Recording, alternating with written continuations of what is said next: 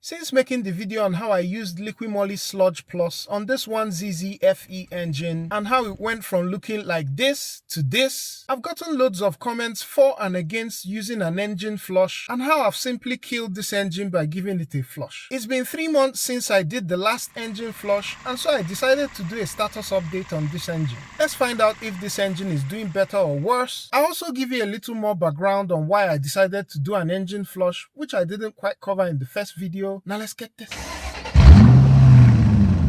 I won't dabble into the ever-raging debate on whether you should or should not flush an engine, but where I stand and why I flushed this engine is this. Quite on the contrary to some of the suggestions, this engine didn't actually have a prolonged history of irregular oil changes. It was just the last 2 oil change intervals that went beyond the 5,000 miles mark. In my opinion, the real trigger for the engine sludge were 2 things. First, this car had a clogged PCV valve, which increases the amount of blow-by gases in the crankcase. And as you may know, blow-by gases generally encourage sludge formation, and also the engine had developed a number of oil leaks, principally from the valve cover gasket, and this reduced the amount of oil in the crankcase. Reduced oil level means that the available oil has to work much harder and will be more prone to oxidation, which ends up encouraging sludge buildup. I decided to do a flush because the supposed history of abuse was short, and I knew this by the nature and color of the sludge. As you can see here, it's more of a gelatinous consistency and the color is brownish, which I guess was the reason for someone calling it teriyaki glaze in the comments. If the consistency was more caked on and solid and tending towards black, I would have given it a second thought before giving this a flush, as this may mean that the engine would have suffered more wear and tear, and the sludge was possibly the only thing helping to keep things together. Now, what's the update after 3 months of flushing? I'm happy to report that this engine has been doing great. The offending PCV valves and the leaking valve cover gaskets were replaced. There's no smoking from the exhaust, and oil use in the engine has been negligible.